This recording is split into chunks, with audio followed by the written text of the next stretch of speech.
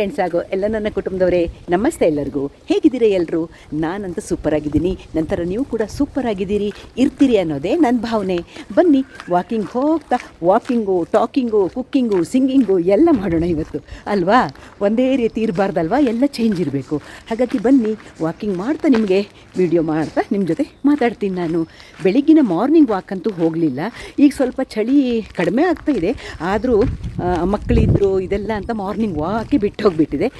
ಎಲ್ಲ ಕೆಲಸ ಒಂದು ರೌಂಡ್ ಮುಗಿಸಿ ಬಿಸಿಲಲ್ಲಿ ವಾಕ್ ಮಾಡಬೇಕು. ಬಿಸಿಲು ಬೇಕಲ್ವಾ, ವಿಟಮಿನ್ ಡಿ ಬೇಕಲ್ವಾ, ಹಾಗೆ ಬಿಸಿಲಲ್ಲಿ ವಾಕಿಂಗ್ ಮಾಡೋಕ್ಕೆ ಬಂದಿದ್ದೀನಿ. ಆ ವಾಕಿಂಗ್ ಜೊತೆಗೆ ನಾನು ಒಬ್ಬಳೇ ಬರಲಿಲ್ಲ, ಜೊತೆಗೆ ಯಜಮಾನರು ಇದ್ದಾರೆ.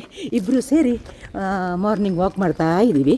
ವಾಕ್ ಮಾಡಿಕೊಂಡು ಆಮೇಲೆ ನಿಮ್ಮ ಜೊತೆ ಮುಂದೆ ಹೋಗ್ತಾ ಸಿಗ್ತೀನಿ. ನಾನು ನಮ್ಮ ಕ್ಯಾಂಪಸ್ಸಿಂದ ನಿಮಗೆ ಒಂದು ಕೆರೆಯ ವ್ಯೂ ತೋರಿಸ್ತೀನಿ. ನಾನು ಫಸ್ಟು ತುಂಬ ಚೆನ್ನಾಗಿ ಕೆರೆ ಕಾಣುತ್ತೆ, ನೀವು ನೋಡಬೇಕಲ್ವಾ, ಹಾಗಾಗಿ ನಿಮಗೂ ತೋರಿಸ್ತೀನಿ. ನಾನು ಗಿಡಗಳ ಅಡ್ಡ ಇದೆ, ಆದರೂ ಒಂದು ಲೆವೆಲ್ಲಿಗೆ ಸ್ವಲ್ಪ ಕಾಣುತ್ತೆ, ತೋರಿಸ್ತೀನಿ ನಾನು ನಿಮಗೆ.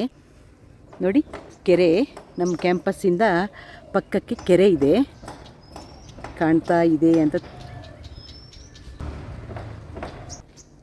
ನೋಡಿ. ಕಾಂಪೌಂಡಿಂದ ಆಚೆ ಕಾಣ್ತಿರೋದು ಕೆರೆ ನೋಡಿದ್ರಲ್ವಾ? ಹಾಗೆ ಏನು ಗೊತ್ತಾ, ವಾಕಿಂಗ್ ಮಾಡ್ತಾ ಅದು ಇದು ವಿಷಯಗಳನ್ನು ಮಾತಾಡೋಕ್ಕೂ ನನಗೆ ನಿಮ್ಮ ಜೊತೆ ಇಷ್ಟ. ಯಾಕಂದರೆ ನೋವು, ನಲಿವು, ಕಷ್ಟ, ಸುಖ ಎಲ್ಲರ ಜೀವನದಲ್ಲೂ ಇದ್ದೇ ಇರುತ್ತಲ್ವಾ. ಆ ನೋವುಗಳನ್ನು ಬದಿಗಿಟ್ಟು ಖುಷಿಯ ಕ್ಷಣಗಳನ್ನು ಪ್ರತಿಯೊಬ್ಬರೂ ಮೆಲುಕು ಹಾಕ್ಕೊಳ್ತಾ ಇದ್ದರೆ ಜೀವನವೂ ಚೆನ್ನಾಗಿರುತ್ತೆ. ಏನಂತೀರಿ? ಹಾಗೆಯೇ ವಾಕಿಂಗ್ ಮಾಡ್ತಾ ನನಗೆ ಹಾಗೆ ನೂರಾರು ವಿಷಯಗಳು ತಲೆಗೆ ಬರ್ತಾ ಇರುತ್ತೆ. ನೋಡಿ, ಈಗ ನಾವಲ್ಲಿ ಹೋಗ್ತಾ ಇದ್ದೀವಲ್ವ, ಪಕ್ಕದಲ್ಲಿ ನಿಮ್ಗೆ ಮುಂದೆ ಹೋಗ್ತಾ ನಾನು ತೋರಿಸ್ತೀನಿ ನಿಮಗೆ. ನೋಡಿ, ಎಷ್ಟು ಚೆನ್ನಾಗಿ ಬೋಗನ್ವಿಲ್ಲ ಕಲ್ಲರು ಹೂಗಳು ಇದ್ದಾವೆ ನೋಡಿ. ಎಲ್ಲಿ ನೋಡಿದರೂ ಹಸಿರು ಸಿಗತ್ತೆ. ಇದಕ್ಕಿಂತ ಮೇಲೆ ಏನು ಬೇಕಲ್ವ? ಬೆಂಗಳೂರಲ್ಲೇ ಈ ಹಸಿರಿನ ಸಿರಿಯಲ್ಲಿ ಬದುಕೋದು ಚೆನ್ನಾಗಿರುತ್ತೆ ಅನ್ನೋದು ನನ್ನ ಅಭಿಪ್ರಾಯ. ನೋಡಿ, ನಿಮಗೆ ಮೇಲ್ಗಡೆವರೆಗೆ ನಾನು ತೋರಿಸ್ತೀನಿ. ನೀಲಗಿರಿ ಗಿಡಗಳು ಕಾಣುತ್ತೆ ನೋಡಿ, ಅಲ್ಲಿ ನೋಡಿ, ನೀಲಗಿರಿಯ ಗಿಡಗಳು, ನೀಲಗಿರಿಯ ಎಲೆ, ನೀಲಗಿರಿಯ ಎಣ್ಣೆ ಎಲ್ಲ ತುಂಬ ಉಪಯೋಗಿಸ್ತೇವೆ ಅಲ್ವಾ, ಒಳ್ಳೆಯದು. ನೆಗಡಿ ಆದವಾಗ ಬೇರೆ ಇದರಲ್ಲಿ ನೀಲಗಿರಿಯ ಎಣ್ಣೆ ಉಪಯೋಗ ಆಗುತ್ತೆ. ಹೀಗೆ ಎಷ್ಟು ಎತ್ತರಕ್ಕೆ ಬೆಳ್ಕೊಂಡಿದೆಯಲ್ಲ, ಆವಾಗ ನನಗೆ ನೀಲಗಿರಿಯ ಮರ ನೋಡುವಾಗ ಈ ಹಾಡು ನೆನಪು ಬರುತ್ತೆ. ಬುಡ್ಡಣ್ಣ ಹಿಂಗಮೀರ ಅಂತ ಅವ್ರು ರಚನೆ ಮಾಡಿರುವಂಥ ಹಾಡಿದು. ನೀಲಗಿರಿಯ ಗಿಡಗಳಂತೆ ಮೇಲೇರುವ ಕನಸು, ಭೂಮಿಯಲ್ಲಿ ಬೇರು ಬಿಟ್ಟು ಅಲೆದಾಡುವ ಮನಸ್ಸು, ನೀಲಗಿರಿಯ ಗಿಡಗಳಂತೆ ಮೇಲೇರುವ ಕನಸು, ಭೂಮಿಯಲ್ಲಿ ಬೇರು ಬಿಟ್ಟು ಅಲೆದಾಡುವ ಮನಸ್ಸು, ನೀಲಗಿರಿಯ ಗಿಡಗಳಂತೆ ಮೇಲೇರುವ ಕನಸು. ನೀಲಗಿರಿಯ ಮರಗಳಂತೆ, ಗಿಡಗಳಂತೆ ಮೇಲೇರುವ ಕನಸು ಕಟ್ಟೋದು, ಆ ಥರ ಮೇಲೆ ಹೋಗಬೇಕು ಅಂತ ಕನಸು ಕಟ್ಟೋದ್ರಲ್ಲಿ ಏನೂ ತಪ್ಪಿಲ್ಲ. ಆದರೆ ಬೇರ್ಗಳೆಲ್ಲಿರುತ್ತೆ? ಭೂಮಿ ಮೇಲೆ ಇರುತ್ತೆ ಅಲ್ವಾ. ಹಾಗಾಗಿ ಒಂದು ಲೆವೆಲ್ಲಿನ ಕನಸುಗಳನ್ನು ಕಟ್ಕೊಳ್ಬೋದು. ಅತಿಯಾದ ಕನಸು, ನಮ್ಮ ಕೈ ಮೀರಿದ ಕನಸುಗಳು ಯಾರಿಗೂ ಒಳ್ಳೆಯದಲ್ಲ. ಜೊತೆಗೆ ನೋಡ್ತಾ ಇರಿ, ಎಷ್ಟೆಷ್ಟು ಕಲರ್ಫುಲ್ಲಾಗಿರುವ ಬೋಗನ್ವಿಲ್ಲ ಹೂಗಳು ನಿಮಗೆ ಕಾಣೋಕ್ಕೆ ಸಿಗತ್ತೆ ಅಲ್ವಾ. ನಮ್ಮ ಕ್ಯಾಂಪಸ್ಸಲ್ಲಿ ವಾಕ್ ಮಾಡೋದೇ ಒಂದು. ನೋಡಿ, ಹಿಂದ್ಗಡೆ ಹೇಗೆ ಕಾಣುತ್ತೆ ನೋಡಿ, ಹಿಂದ್ಗಡೆ ರೋಡು. ನಾನು ಅದಕ್ಕೆ ಯಾವಾಗಲೂ ನಿಮಗೆ ಮುಂಚೆ ಹೇಳಿದ್ದೀನಿ ರಾಜಪಥ ಅಂತ. ನಾನು ಈ ಹಾಡು ಹೇಳಿದ್ದೀನಲ್ವ, ರಾಜ ಬೀದಿಯೊಳಗಿಂದ ಕಸ್ತೂರಿ ರಂಗ ತೇಜನೇರಿ ಮೆರೆದು ಬಂದ, ಆ ಹಾಡು ಹೇಳಿದ್ದೀನಿ. ಹಾಗೆ ಮುಂದ್ಗಡೆನೂ ತೋರಿಸ್ತೀನಿ ನಿಮಗೆ. ಹಸುರಿನ ಬನಸಿರಿಗೆ ಒಲಿದು ಸೌಂದರ್ಯ ಸರಸ್ವತಿ ಧರೆಗಿಳಿದು. ವಾಕಿಂಗ್ ಮಾಡ್ತಾ ನಿಮ್ಮೊಟ್ಟಿಗೆ ಮಾತಾಡಿದಾಗೂ ಆಯಿತು ಅನ್ನೋದಕ್ಕೆ ನಾವು ವಾಕಿಂಗ್ ಮಾಡ್ತಾ ವಿಡಿಯೋ ಮಾಡ್ತಾ ಇದ್ದೀನಿ. ನೀಲಾಕಾಶ,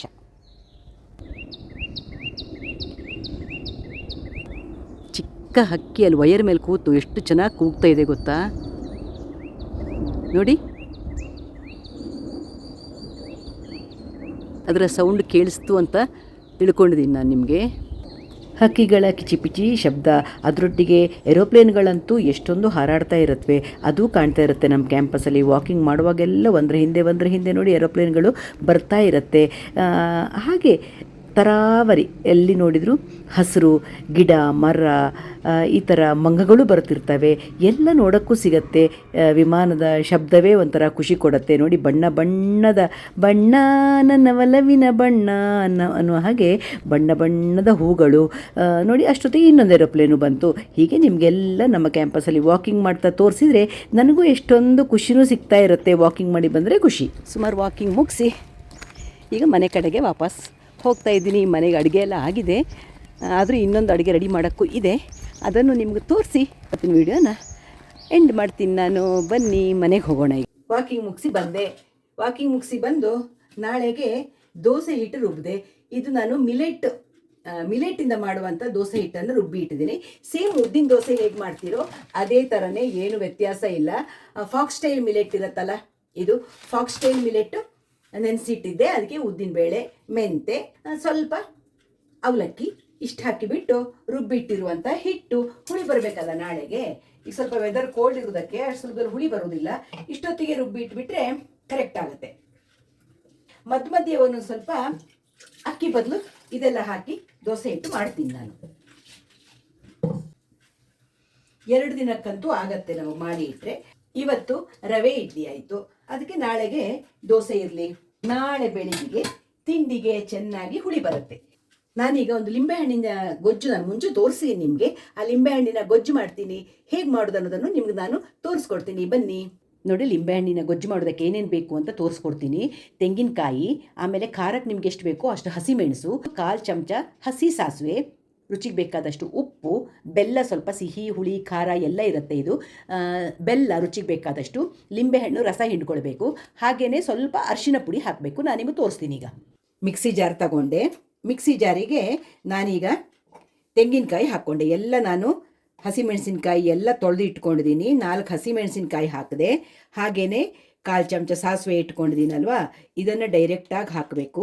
ಆಮೇಲೆ ರುಚಿಗೆ ಎಷ್ಟು ಬೇಕೋ ಅಷ್ಟು ಉಪ್ಪು, ನಾನೀಗ ಇಷ್ಟು ಉಪ್ಪು ಹಾಕಿದೆ, ಸ್ವಲ್ಪ ಎಕ್ಸ್ಟ್ರಾ ಇಟ್ಕೊಂಡಿರ್ತೀನಿ. ಆಮೇಲೆ ಇದಕ್ಕೆ ನೀವು ಸ್ವಲ್ಪ ಅರಿಶಿನ ಪುಡಿ ಹಾಕಬೇಕು, ಅಥವಾ ನೀವು ಒಗ್ಗರಣೆಗೆ ಹಾಕಿದ್ರೂ ಆಗತ್ತೆ. ಒಗ್ಗರಣೆ ಮಾಡುವವರು ಒಗ್ಗರಣೆಗೂ ಹಾಕ್ಬೋದು, ಒಗ್ಗರಣೆ ಮಾಡದಿದ್ರೂ ಆಗತ್ತೆ. ಇದಕ್ಕೆ ನಿಮ್ಮ ಇಷ್ಟ. ಒಗ್ಗರಣೆ ಮಾಡೋದಿಲ್ಲ ಅಂದರೆ ಈಗ ರುಬ್ಬುವಾಗಲೇ ಒಂಚೂರು ಅರಿಶಿನ ಪುಡಿನೂ ನಾನು ಸೇರಿಸಿ ಬಿಟ್ಟೆ. ಚೂರು ಪುಟಾಣಿ ಸೇರಿಸ್ತೀನಿ ನಾನು. ಆಮೇಲೆ ಬೆಲ್ಲ ಇಟ್ಕೊಂಡಿದ್ದೀನಲ್ಲ,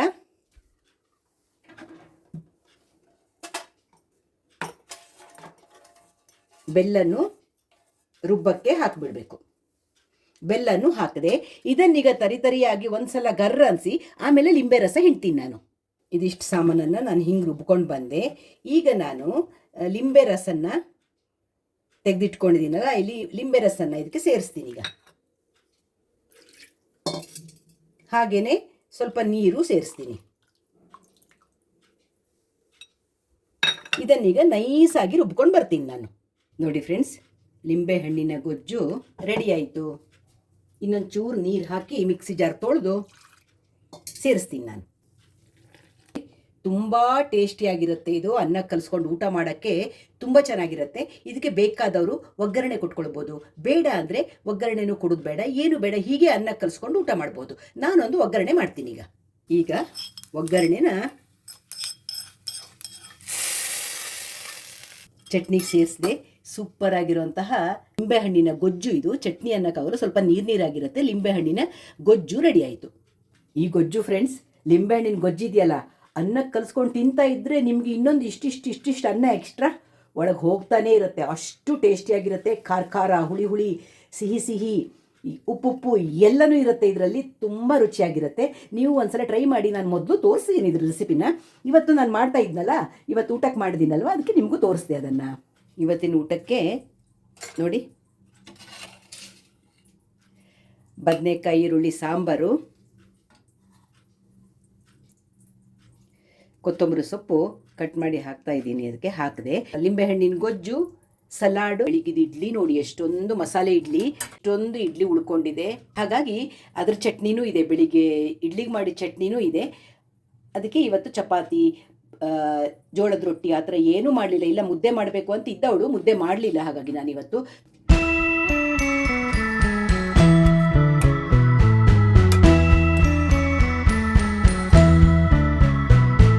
ಬನ್ನಿ ಊಟ ಮಾಡೋಣ.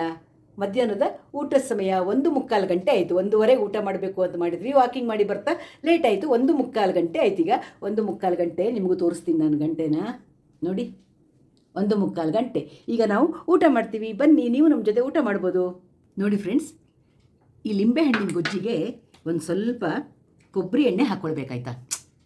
ಅಲ್ಟಿಮೇಟ್ ಟೇಸ್ಟ್ ಅದು. ಕೊಬ್ಬರಿ ಎಣ್ಣೆ ಹಾಕ್ಕೊಂಡು ಲಿಂಬೆಹಣ್ಣಿನ ಗೊಜ್ಜು ಕಲಿಸ್ಕೊಂಡು ಊಟ ಮಾಡಿದರೆ ಅದು ಕೊಡುವ ರುಚಿ ಇದೆಯಲ್ಲ, ಅದನ್ನು ನನಗೆ ಎಕ್ಸ್ಪ್ಲೇನ್ ಮಾಡೋಕ್ಕಂತೂ ಸಾಧ್ಯ ಇಲ್ಲ. ನೀವು ಒಂದ್ಸಲ ಟ್ರೈ ಮಾಡಿ ನೋಡಿ, ಮನೇಲಿ ನೀವು ಮಾಡಿಕೊಂಡು ಊಟ ಮಾಡಿ ನೋಡಿ, ಆದಿತ್ತಾ.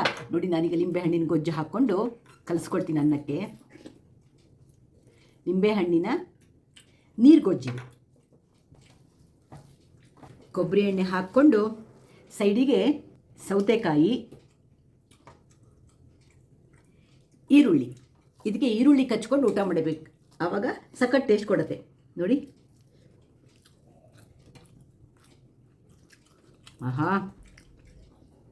ಖಾರ, ಹುಳಿ ಹುಳಿ, ಕೊಬ್ಬರಿ ಎಣ್ಣೆ ಪರಿಮಳ, ಲಿಂಬೆಹಣ್ಣಿನ ಪರಿಮಳ, ಹಸಿ ಸಾಸಿವೆ ಹಾಕಿರ್ತೀವಲ್ವ, ಅದರ ರುಚಿ ಏನು ಕೇಳ್ತೀರಿ. ನೀವು ಒಂದ್ಸಲ ಮಾಡಿಕೊಂಡು ಊಟ ಮಾಡಿ ನನಗೆ ಕಮೆಂಟ್ ಮಾಡಿ, ಓಕೆ. ನಾವು ಮಲೆನಾಡಲ್ಲಿ ಈ ಥರ ವೆರೈಟಿ ಚಟ್ನಿ ಮಾಡ್ತೀವಿ ಫ್ರೆಂಡ್ಸ್, ಲೆಕ್ಕ ಇಲ್ಲ. ಎಷ್ಟು ವೆರೈಟಿ ಗೊಜ್ಜು ಮಾಡ್ತೀವಿ. ನಾನು ನಿಮಗೆ ಹೀಗೆ ಎಲ್ಲ ಗೊಜ್ಜುಗಳ ವೆರೈಟಿನೂ ತೋರಿಸ್ತಾ ಹೋಗ್ತೀನಿ ಮುಂದೆ.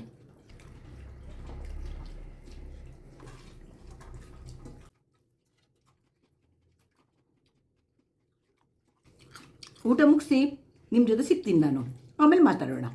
ಊಟ ಆದಮೇಲೆ ಏನು ಕೆಲಸ, ಇರೋ ಪಾತ್ರೆ ಎಲ್ಲ ತೊಳೆದು ಚೊಕ್ಕ ಮಾಡಿ, ಅಡುಗೆ ಮನೆ ಎಲ್ಲ ಒಂದು ರೌಂಡ್ ಕ್ಲೀನ್ ಮಾಡಿ ಈ ಕಡೆ ಬಂದುಬಿಟ್ರೆ ಸಂಜೆವರೆಗಿನ ಸಮಯ ಫ್ರೀ ಟೈಮ್ ನಮ್ಗೆ ಆಮೇಲೆ ಅಲ್ವಾ. ಒಂದು ಸಲ ಎಲ್ಲ ಕೆಲಸ ಮುಗಿದ ನಂತರ ಅಡುಗೆ ಮನೆ ಕ್ಲೀನ್ ಆಗಲೇಬೇಕು, ಇಲ್ಲಾಂದರೆ ಸಮಾಧಾನ ಇರಲ್ಲ. ನಿಮಗೂ ಹಾಗೆ ಅಲ್ವಾ. ಒಂದು ರೌಂಡ್ ಎಲ್ಲ ಕೆಲಸ ಮುಗಿದ್ರೆ ನಾವು ನೆಮ್ಮದಿಯಿಂದ ಕೂರೋಕ್ಕಾಗತ್ತೆ. ನಾನು ಪಾತ್ರೆ ಎಲ್ಲ ತೊಳೆದು ಅಡುಗೆ ಮನೆ ಸ್ಲ್ಯಾಬ್ ಎಲ್ಲ ಕ್ಲೀನ್ ಮಾಡಿ ಸಿಂಕೆಲ್ಲ ಉಜ್ಜಿ ಕೈಯೆಲ್ಲ ತೊಳ್ಕೊಂಡು ಆರಾಮ ಬಂದು ಕೂತ್ಕೊಂಡು ಆಮೇಲೆ ಏನು ಮಾಡಿದೆ ಗೊತ್ತಾ, ನಿಮಗೂ ತೋರಿಸ್ತೀನಿ ಬನ್ನಿ.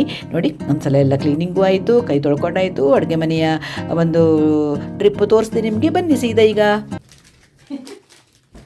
ಫ್ರೆಂಡ್ಸ್, ಊಟ ಆದಮೇಲೆ ಒಂದು ಚೀಟ್ ಮಾಡಬೇಕಲ್ವಾ.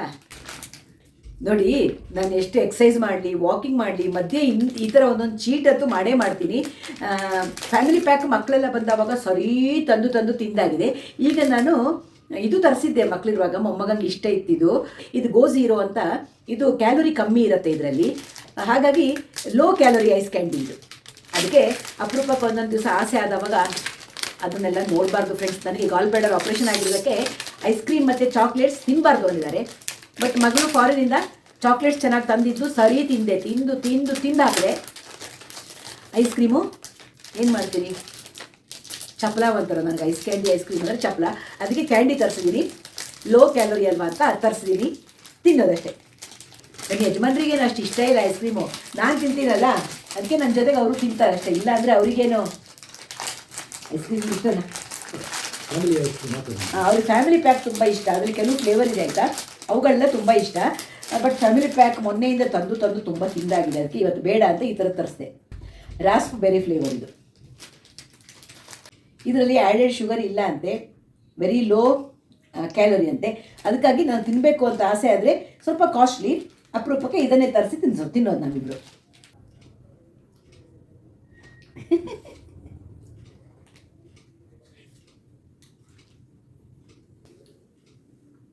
ಖುಷಿಯ ಮೊಮೆಂಟ್ಗಳ ಜೀವನದಲ್ಲಿ ಇರಲೇಬೇಕಲ್ವ. ಏಜೆಲ್ಲ ಏನು ಗೊತ್ತಾ ಫ್ರೆಂಡ್ಸ್, ಏಜೆಲ್ಲ ಒಂದು ನಂಬರ್ ಅಷ್ಟೇ. ನಾವು ಖುಷಿಯಾಗಿದ್ದರೆ ಲೈಫ್ ಪೂರ್ತಿ ಇನ್ನೇನಿದೆ ಅಲ್ವಾ ಜೀವನದಲ್ಲಿ, ಖುಷಿಯಾಗಿರೋದೇ ಜೀವನ ಅಷ್ಟೇ. ಖುಷಿಯಾಗಿ ಇರಬೇಕು ಅನ್ನೋದು ನಮ್ಮ ಆಸೆ. ಏನ್ರಿ? ಎಸ್, ತುಂಬ ಟೇಸ್ಟ್ ಇದೆ. ನಾನು ಐಸ್ ಕ್ರೀಮ್ ತಿಂತ ಇವತ್ತಿನ ವಿಡಿಯೋನ ಇಲ್ಲಿಗೆ ಎಂಡ್ ಮಾಡ್ತೀನಿ. ಶ್ಯಾಮಲಾ ವ್ಲಾಗ್ಸ್ ಇಷ್ಟ ಆಯಿತು ಅಂದರೆ ಏನು ಮಾಡಬೇಕು, ನೀವೆಲ್ಲ ಒಂದು ಲೈಕ್ ಮಾಡಬೇಕು, ಶೇರ್ ಮಾಡಿ, ಸಬ್ಸ್ಕ್ರೈಬ್ ಮಾಡಿ ಅಂತ ಹೇಳ್ತಾ ಸಿಗೋಣ ಮುಂದಿನ ವಿಡಿಯೋದಲ್ಲಿ.